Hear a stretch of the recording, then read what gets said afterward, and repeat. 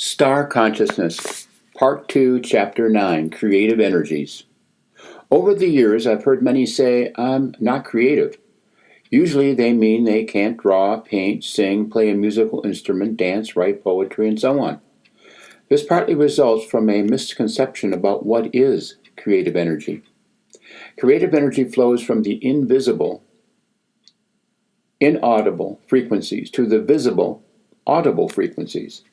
When inspired or feeling a moment of profound sadness or joy, being playful or spontaneous, creative energy can spark and be expressed.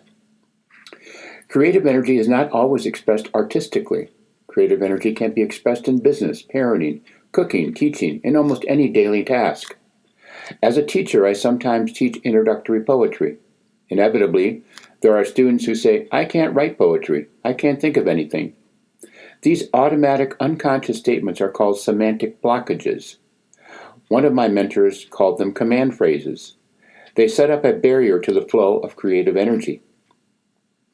When it comes to teaching poetry, I ask the students to say, I can't, to let go of the semantic blockage, command phrase. I ask them to write down the first words that come to their mind, requiring an act of self-observation. As usual, I had a student respond by saying, I can't think of anything. I gave him a nudge by asking him what he had for breakfast. Pancakes, he replied.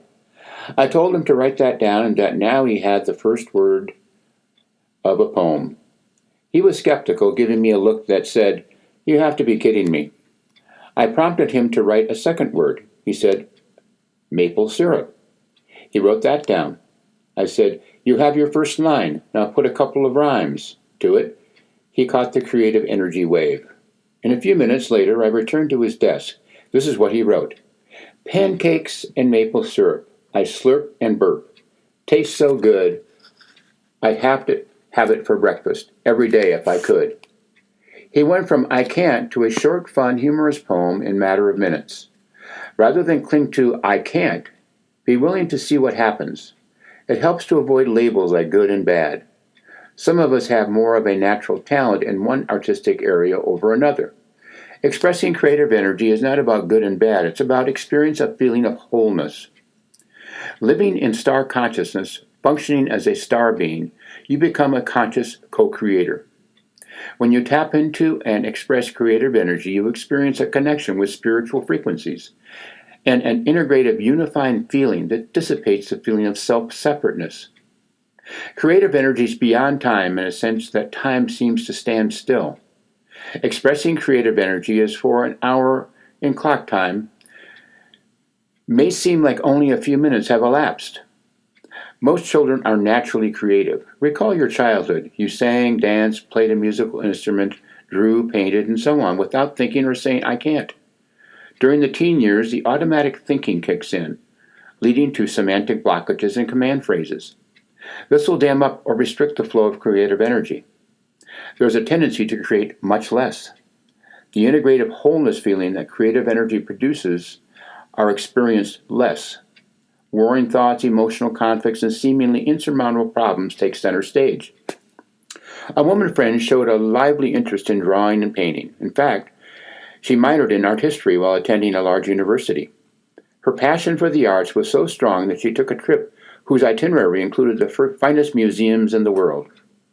She looked, admired, and appreciated the greatest artist in the world she had ever known. Deep in her heart, she wished and hoped that she could create such beauty in color and form. Unfortunately, her wishes and hopes turned out to be nothing but faint and audible inner whispers. My woman friends suffer from three fairly common delusions about expressing creative energy: the delusion of inspiration, the delusion of perfection, and the delusion of instant creation. She was blocked from tapping her creative energies by falsely believing that in order to draw or paint, some inspirational idea had to magically enter her mind. Further, she believed that the inspiration would lift her into a mysterious world of creative ecstasy, where instant creativity would flash on the paper or canvas. Finally, she falsely believed that the instant creative lightning bolt would produce a work of art equal to and maybe better than the masters. Fortunately, my woman friend overcame her delusions around creativity. She met a musician poet who saw her artistic potential. He encouraged her to draw. At first she refused because of the delusions that she held, but he persistently and with great patience continued to encourage her. Finally, with reluctance, she bought a drawing pad and some felt-tip pens and began to draw. The color, the form, the designs, the beauty expressed amazingly for her. Creativity became a welcome and much-needed joy in her life. A couple of years later, she illustrated a book of poetry. Annie Payson Call, who wrote for the Ladies' Home Journal for many years, described creative energy effects. Art, or creative energy, is immeasurably greater than we are. We are free and quiet. The poem, the music, the picture will carry us, so that we shall be surprised at our own expression, and when we have finished, instead of being personally elated with conceited delight in what we have done, or exhausted with the superfluous effort used, we shall feel as if a strong wind blown through us and cleared us for better work in the future. Summary, Chapter 9. 1.